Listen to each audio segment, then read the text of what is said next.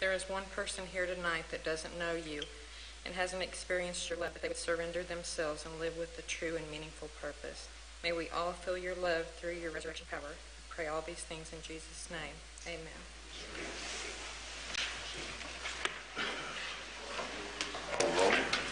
Gaunts. Yes, ma'am. Oliver. Here. Witcher. Here. Dickinson. Here. Lowry. Here. Harris. Here. Honeycutt. Here. Hammer. Here. Neal. Here. Norris. Here. Gross. Kirkpatrick. Here. 11 present, 1 absent. Thank you. You have in front of you a copy of the minutes from the council meeting of March the 12th. Are there any additions or corrections to those minutes? Okay, so I'll entertain a motion to approve those. Councilmember Neal, and second. Second. Councilmember Hammer.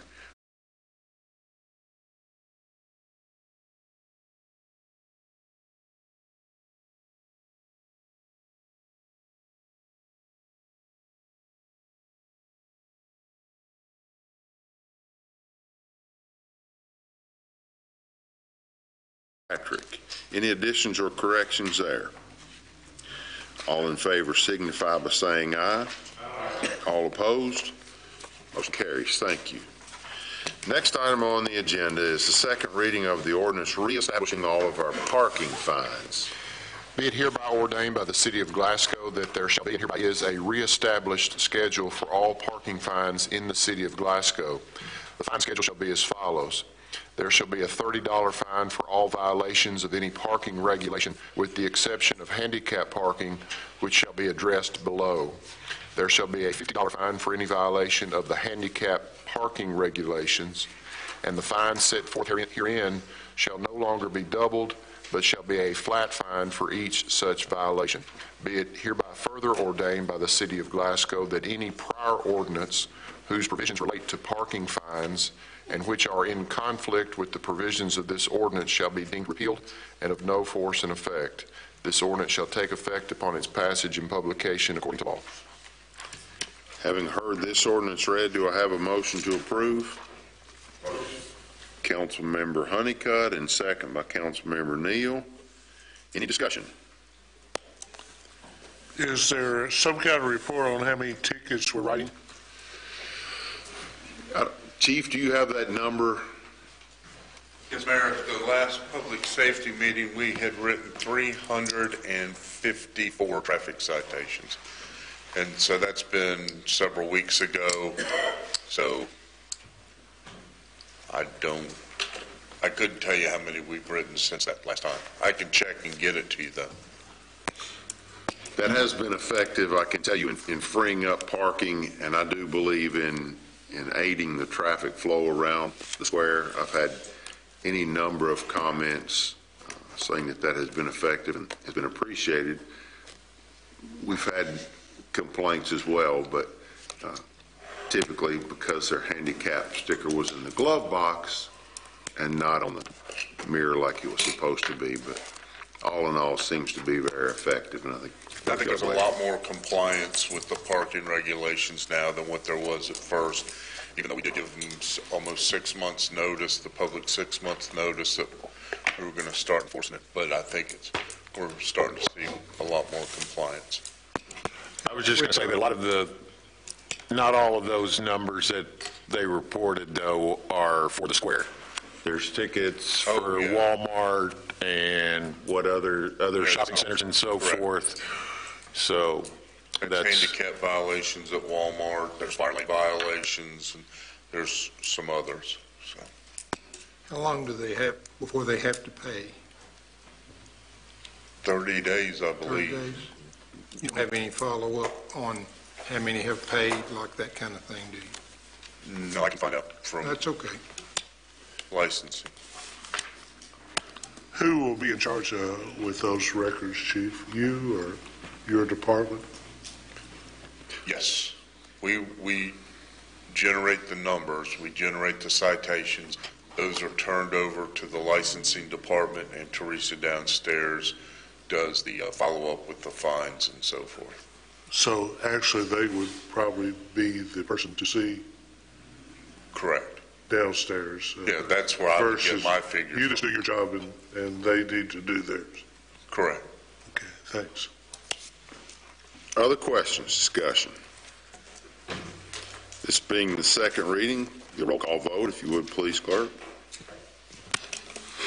Hammer, Yes. Gross, absent, sorry. Dickinson, Yes. Kirkpatrick, Yes. Neal, Yes. Norris, Yes. Gauntz, Yes, ma'am. Witcher, Yes. Honeycutt, Yes. Oliver, Yes. Lowry, Yes. Harris. Oh, yes. Motion carries. Thank you. Next item on our agenda is the first reading of some amendments to our zoning, city zoning laws. Mr. Mott, the floor is yours.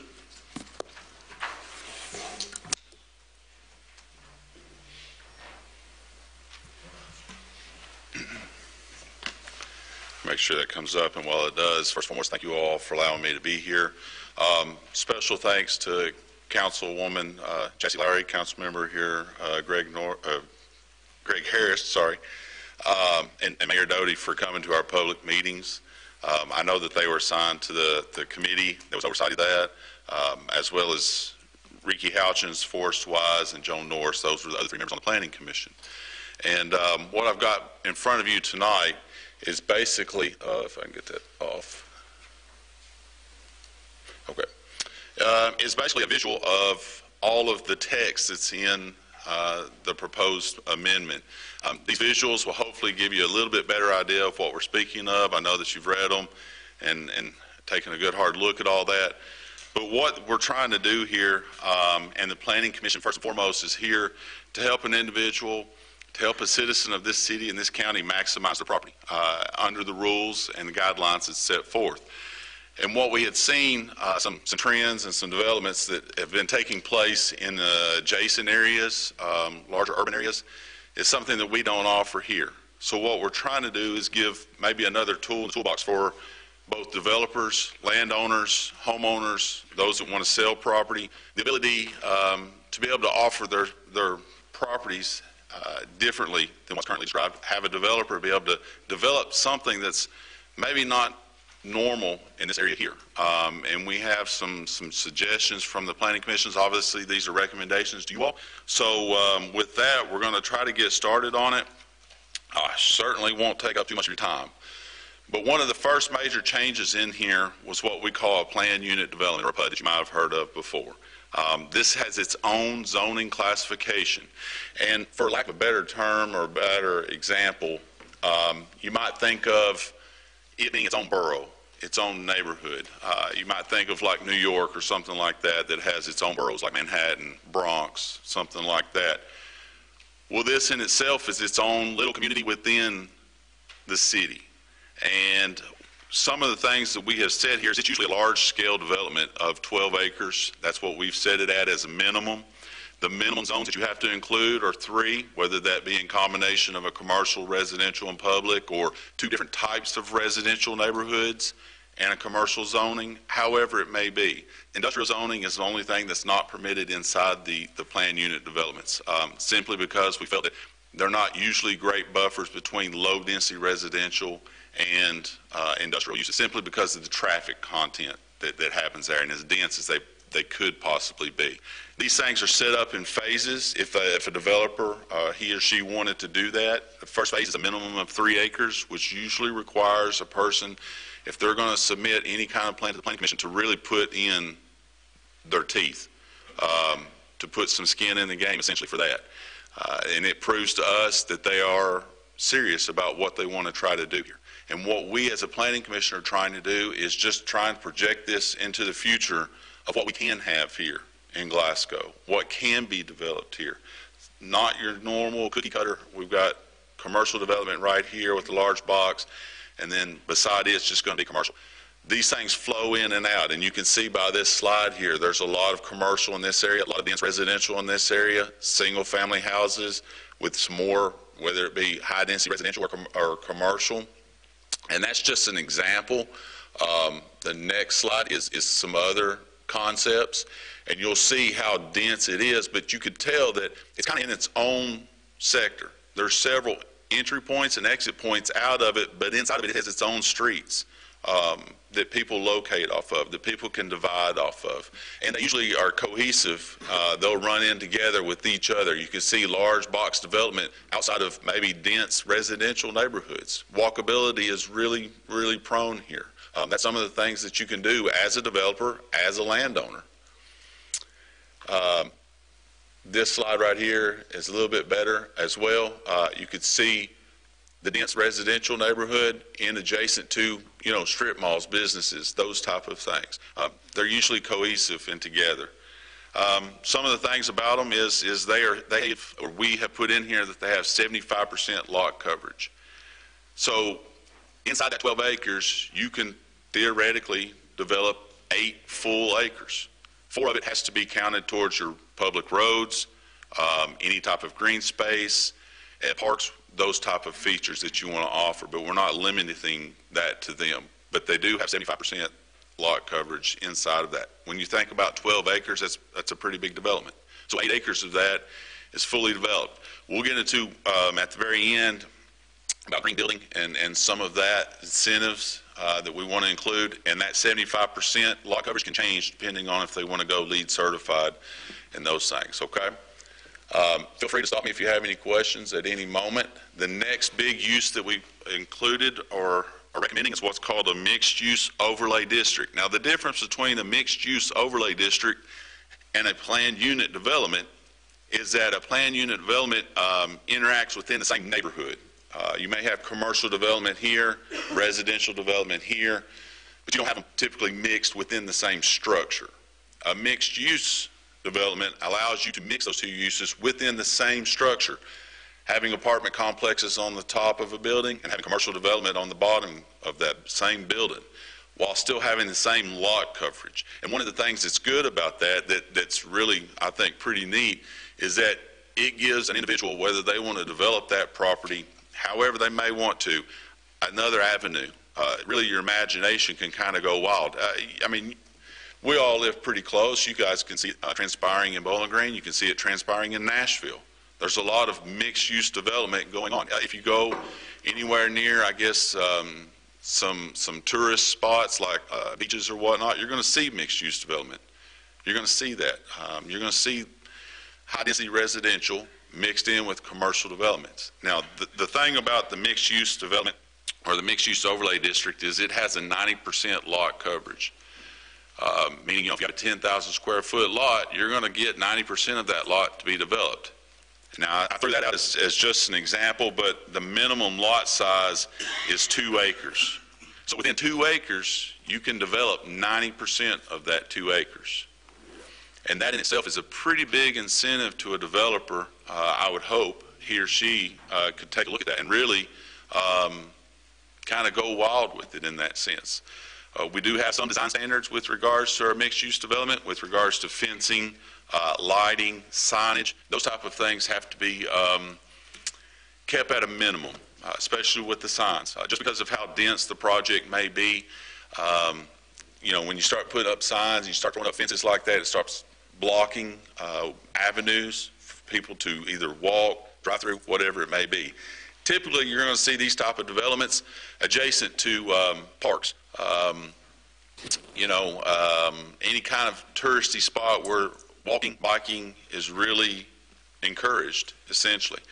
It's a place for a person to come park at, to walk to their favorite shop, whatever it may be, maybe go to their apartment that's on top, whatever it is, but generally it's in denser areas. And we're going to talk a little bit about revitalization, because the overlay district is just an overlay itself. It's not a zoning classification. So what that means is we have on our zoning map presented 3 areas in Glasgow for now that has a mixed-use overlay. We have had public meetings. I think we had 3 public meetings, Greg, and you all were there, all 3 of them. Thank you very much for being there to them. Not a lot of public input, but that's the mapping that we're proposing to you all, these locations. Now, we started small because we don't really know how it's going to fly.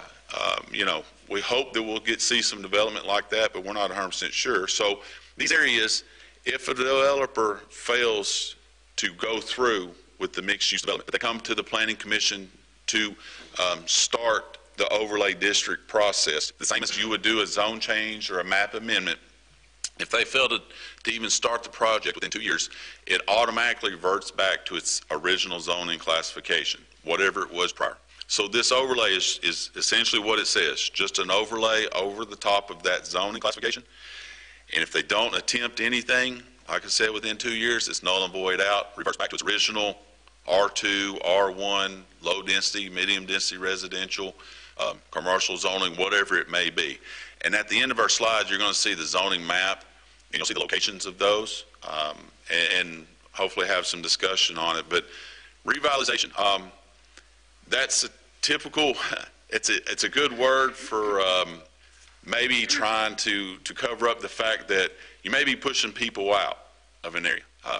You want to revitalize an area, maybe there are individuals that live in that area.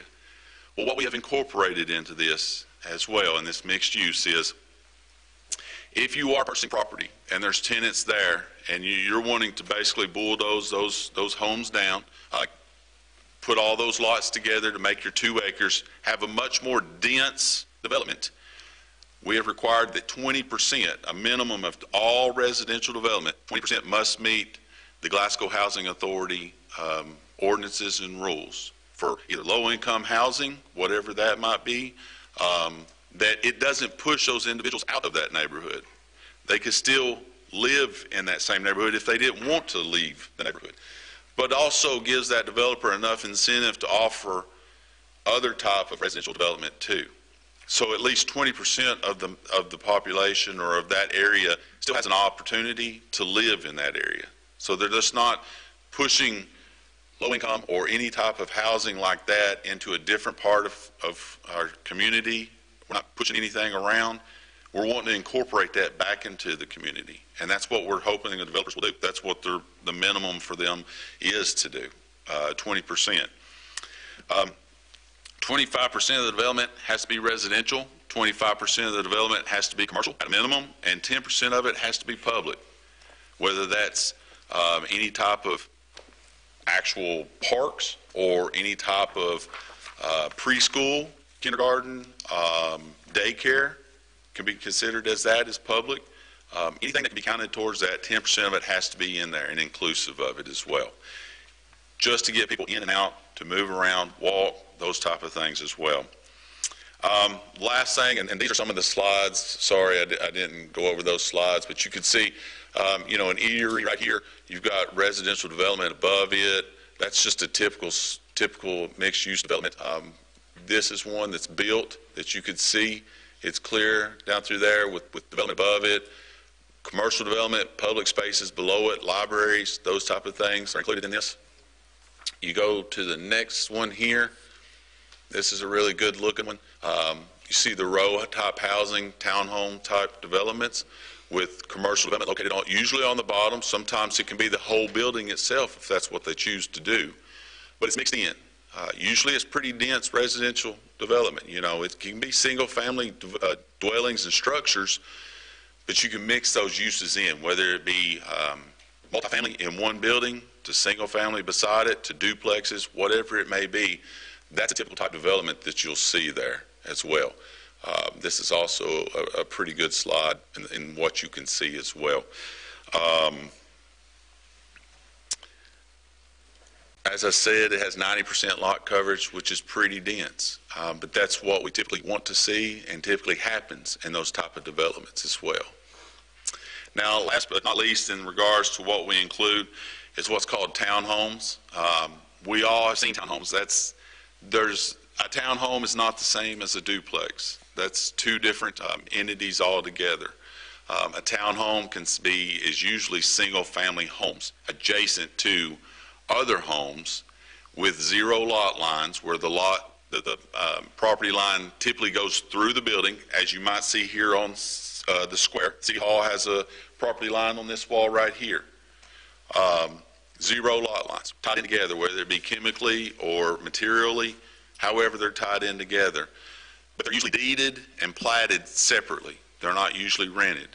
For the most part, you'll see a townhome like this townhome right here is sold separately from this townhome. But you may notice here, that townhome is only about 15 feet wide, maybe 40 feet deep, 50 feet deep, but it's only roughly 15 feet in width from wall to wall. That's typical in townhomes, and you'll get an idea of that, if you, I guess if you went down to Bowling Green, down Lover's Lane, and some in Nashville, some in Louisville and Lexington, you'll see these type of developments as well. They're allowed in all of our R2 through R4 zoning classifications outside of our R1, which is our low-density residential buildings. That's typically your single-family housing. Some of the other things are that we include a design standard that aesthetically they have to look separate from one another, that it's just not one vinyl siding going down the side, that one may be brick, one may be a different type of vinyl cover, but they all have to look separate from one another, just as a design standard to break it up. And that's clear in this picture right here, in this slide that you can see. Another typical one looks like this right here. Very modern, very sleek in that type of setting, but that might not be what's for everybody in a location of where they may locate. Now, our townhome classifications, as I've said here, are allowed in our R2 through R4 zoning, which is our medium density to high density multifamily residential developments. It's also permitted inside of our PUDs, our plan unit developments, and our mixed use developments as well. It can be used and utilized in those mixed unit developments to work in. You may have a commercial development on each end, but in the middle may be townhomes, just to create that walkability of those people being able to park there, go eat, have other people come in and park there as well. As I've talked about, there are 0 lot lines. Now, in our lot widths, our R2 zoning classification has a 24-foot minimum lot, 24 feet wide. R3s are 20 feet, and all other zones are 16 feet. Now, those are platted individual lots. Now, they're permitted inside our R2 zoning classification, but the difference is if you're proposing a townhome, in that sense, the minimum lot size is 1 acre. Now, if you're just proposing duplexes, triplexes, or fourplexes, that minimum lot size goes considerably up. A duplex, I think, in an R2 zoning is 12,000 square feet. A triplex is 14,500, and a fourplex or 4-unit building is 18,500 square feet. Well, that's considerably different than a 24-foot wide lot. You're not even close to the same. 18,000 square feet, you're getting close to half an acre almost at that point. So you don't necessarily have to do a townhome in an R2 zoning. We're just giving the opportunity, if you have an R2 zoning classification and you have an acre of minimum size there, you can propose a townhome or townhomes in that sense. The minimum is 24 feet. That doesn't mean that's what the maximum is. So if an individual wanted to make them larger, they could. Okay. These are some other pictures of them as well, and I'll move around here. As you can see very clearly, that's not what you think of typically when you see a townhome, but that's how much design freedom that you would have and imagination that you can use as a developer. Different type of setting right here. This picture right here, that's in Nashville right now. This is conceptual drawing right here of that one. And you can see right here maybe some of your typical design standards that came out of Florida, I think it was. So you could see many different types of designs. Now, the last thing I'm going to talk about is our green building and development, and this is the part where I talked about the incentive. We've all heard about green building and development. I'm sure all of our, construction laborers and all of the developers and those type of individuals have heard about green building and development, have heard about LEED certified buildings. Glasgow High School was built, it was a LEED certified building. Used certain types of designs with regards to the sunlight in their classrooms. I don't know if you all remember that or not, but the way the building is set at certain times in the afternoon, the sunlight itself can light up the whole room without having to use any type of lights. That's a type of LEED certified structure and use. One of the things we wanted to include here, and just to be progressive, and I'll let you know, nowhere in the state of Kentucky is any other entity, legislative body, community doing incentives for green development. This would be the first. It's not happening in Bowling Green. It's not happening in Owensboro, Louisville, Lexington. You can do LEED certified if you want. There's no incentive to it, though, other than maybe getting tax credits or whatever the developer might get from something like that. We are recommending to you all that if we want to see this type of progressive development come in, we're going to try to have to include this. Doesn't mean that they have to do LEED certified, but some of the incentives just for the building itself, if you want to do a LEED certified that's silver or gold or platinum on silver, you get 5% more density coverage of your development and your building itself. So, you know, that's an extra unit. What could you do with an extra unit on your property? If you do gold, that's 10%. That's possibly 2 extra units. You know, in the R2 zoning classification, I think it's 12 units to the net acre. So, you know, you're getting a unit and a half basically out of that. In a platinum, we've recommended it have also a 15% density to go up and a 25% fee reduction in the total fees for the development to include that into the developer. Now, that's just building. On the development wise, when we talked about lot coverage and those type of things, if you're going to do a silver, it's going to be a 5% density coverage, 5% more of your lot, as well as the 30-day review process. If you're going to do gold, it's a 10% density coverage, 25% fee reduction, and also a 30-day review process. If you're going to do platinum, which platinums, you know, you're going to have to do quite a bit to get a platinum certification from LEED. That's a 15% density to go up lot coverage, as well as a 50% fee reduction in the price to go before the Planning Commission for that development, and the 30-day review fee. I mean, the incentives are offered there. No other community is doing that at all. We've done our research, tried to figure it out. This is the first of its kind. Now, there's stiff penalties that come with that, okay? If somebody offers up and says, I'm going to do a platinum certification, well, LEED has to authorize that. So when they get done with that, they'll have to issue us a statement from LEED, whatever it might be, that requires them to have to come give us a certification that they have proved it. If they haven't, the penalty for not following through with that is $2.50 every completed square foot of the development, and no more than $5 per square foot. While that stuff don't sound like a lot, you're looking at like a 10,000 square foot building. Put $2.50 per completed per square foot on that. And you're talking about stiff penalties. So if a person's going to do that, they're going to have to definitely put the money up and prove that they're going to do it, or there's going to be stiff penalties that's applied to it.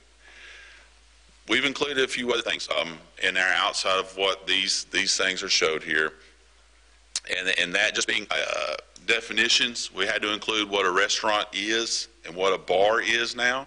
Beforehand, we just had eating and drinking establishments.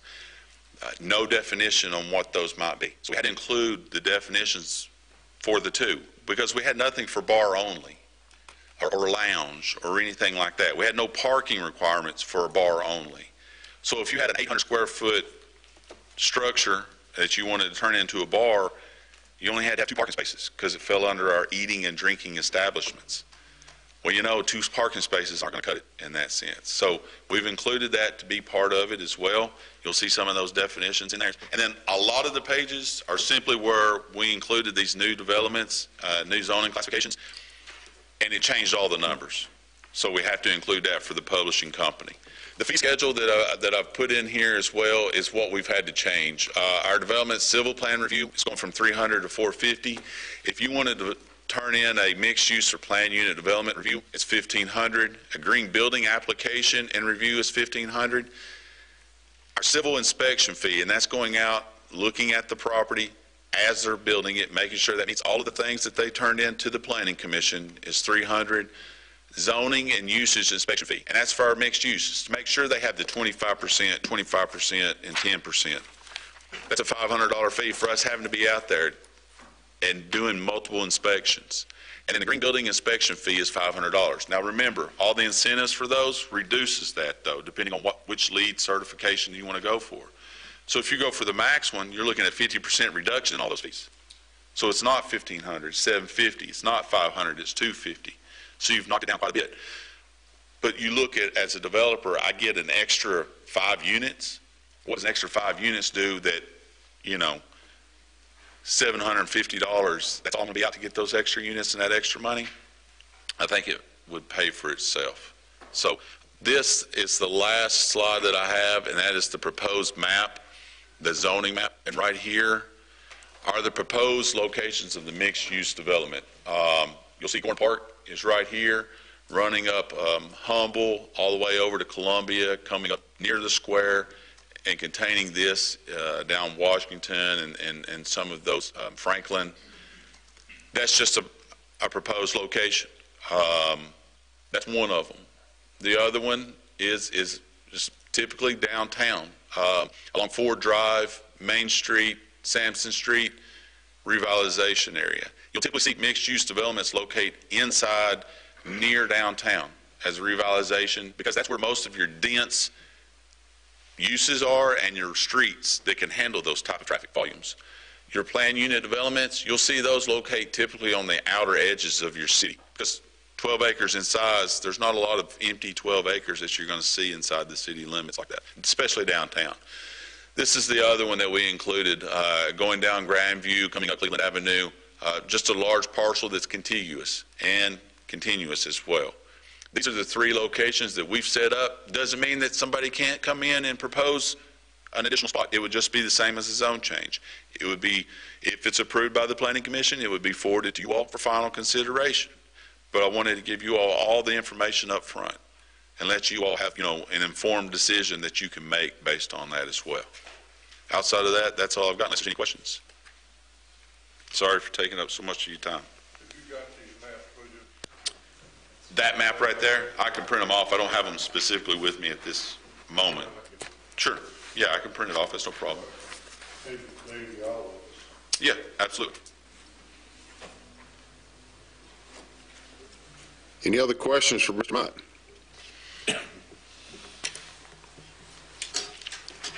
Very well. Thank you, Kevin. No problem. We'll read over that ordinance summary. Mayor, I'll try my best to summarize it after Mr. Myatt's presentation. The Joint City-County Planning Commission met in regular session on January 16th of 2018 and conducted a public hearing. After the conclusion of that hearing, the commission unanimously approved proposed text amendments. This ordinance will amend the city's Chapter 158 section of its Code of Ordinances that deals with the zoning regulations, and I will highlight the 16 changes to the ordinance. One, it creates new definitions for words and phrases used in the body of the ordinance. Those words and phrases are bars and lounges, mixed-use development, overlay district, planned unit development, restaurant, and townhome. It creates two new development opportunities, as Mr. Myatt mentioned, the planned unit development called the PUD, the mixed-use overlay district, and it clarifies in the R1 district that bars, lounges, and townhomes are prohibited. It clarifies that in the R2 classification and the R3 and R4 classifications, townhomes are permitted, but bars or lounges and restaurants are prohibited. It clarifies that townhomes are permitted in the B1 classification. It clarifies that in the B2 classification, bars and lounges are permitted, and a townhome could be a conditional use. It clarifies that bars and lounges are permitted uses in the B3 classification, and that in this zoning district, townhomes are prohibited. It outlines in detail the new PUD zoning opportunity and sets forth the development requirements thereto. It clarifies that in the I1 light industrial classification, townhomes, bars, and lounges are prohibited. It also clarifies that in the I2 heavy industrial classification, townhomes, eating establishments, bars, and lounges are prohibited. It outlines in detail the new mixed-use zoning opportunity and all of the prohibited and permitted uses and development requirements. It outlines in detail the design, construction, and legal requirements for townhomes. It updates the off-street parking and loading requirements for townhomes, bars, and lounges. It establishes a green building incentive program and outlines in detail the requirements and process for that program. It establishes a new penalty section for the Green Building Incentive Program, which reads as follows. Any person violating the provisions of the Green Building Incentive Program shall be deemed a violation and fined upon conviction by the Planning Commission of not less than $2.50 per completed square feet built, nor more than $5 per completed square feet built within 12 months of the certificate of occupancy. This ordinance shall take effect upon its passage and publication according to law.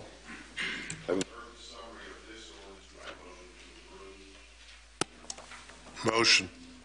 Councilmember Oliver, and second. Councilmember Kirkpatrick, any discussion? All in favor signify by saying aye. Aye. All opposed? Motion carries. Thank you. Next item on the agenda is a resolution for the city to make application for a recycling grant that is administered by the Kentucky Pride Fund. Be it hereby resolved by the City of Glasgow that April Russell, the grant writer for the city, shall be and hereby is authorized and directed to make application on the city's behalf for a grant in the amount of $50,000 administered through the Kentucky Pride Fund for a recycling grant, which will be used, if received, for the purpose of purchasing a forklift. This grant has a 75-25 match, with an in-kind match being $12,500. Be it further resolved by the city that Mayor Dick Doty is authorized to execute any and all documents necessary in order to make application for this grant. Having heard this resolution read, do I have a motion to approve? Councilmember Witcher, and second. Councilmember Neal, any discussion? All in favor signify by saying aye. Aye. All opposed? Motion carries. Thank you. That's all the action items that we have on our agenda for tonight. We have a few announcements, first of which is the Baron Metcalf Emergency Communications Center was recently recognized on the floor of Kentucky House of Representatives with a citation of valor for their 911 response efforts during the November 12th plane crash incident that happened south in southern Barron County. Representative Steve Riley presented Laura Lee Williams, Amy Houchin, and Tabitha Tran before the House of Representatives for the heroic efforts of service during that time. Director Freeman is here, was also a part of that group that went. I think it's a very nice honor that the House of Representatives bestowed upon that group. Again, if you recall, that was a harrowing experience on that Saturday or Sunday, was it not? It was Sunday, I believe. Sunday morning that this group was able to navigate through, and so we would commend them as well for their efforts. Thank you all for the work that you do, Director. Next, Confederate Railroad with special guest Bull Rooster is presented by the Kiwanis Club of Glasgow, and they will be performing at the Plaza Theater on Friday, April the 20th. That'll begin at 8 p.m. Those tickets are on sale. They are $25 each, and you can contact the Plaza Theater box office or visit their website. And lastly, the recurring Easter egg hunt, which takes place through the efforts of the Glasgow Parks and Recreation Department and the Barron County YMCA, will be held March the 31st. That's this Saturday at Beaver Trail Park. There'll be over 10,000 eggs hidden for that, and there will be age groups that will be turned loose at different times. So they will begin at 1:15 and 1:30. For more information about that, you can contact the Parks and Recreation Department or check online for any more details. Any other announcements come before this group? Yes. We're struggling in our Parks and Rec committee, having a quorum. We've got decisions that we really need made and pushed forward. And I don't know if we can reassign, if it's not somebody's particular area that they want to be involved with. But we've been, in the last 3 meetings, we've not been able to move the ball anywhere because we just don't have quorum. And I don't really know what to do about it other than to bring it to your attention and Rich's attention. And so if you could give us help on that, I'd appreciate it. Because I think the young people in this community do deserve somebody being there to vote for. I would agree, council member, that it is everyone's responsibility to be at their assigned meetings, whatever those committees may be. We are looking to take action in those committees to do the due diligence for this entire group and represent this entire group in those meetings. So yes, that attendance is important and vital for those decision-making processes. You say can't take place without quorum. So I would encourage everyone to recommit to those and see if we can't move the city's business forward. So thank you. Other announcements? Someone mentioned about the clocks on the square. Can't tell you the amount of struggle that has taken place with the clocks. We had somebody working on those again today. Clocks are old, maybe to the point that those are going to need to be replaced. But as I say, we had, I think one side is currently current, the other is not, but we are working on that side as well. So we will continue to do that, and if we can't seem to make any progress, then we'll make arrangements to investigate replacing those. So, other announcements? Being the case, I'll entertain a motion to adjourn. Motion and second. All in favor signify by saying aye.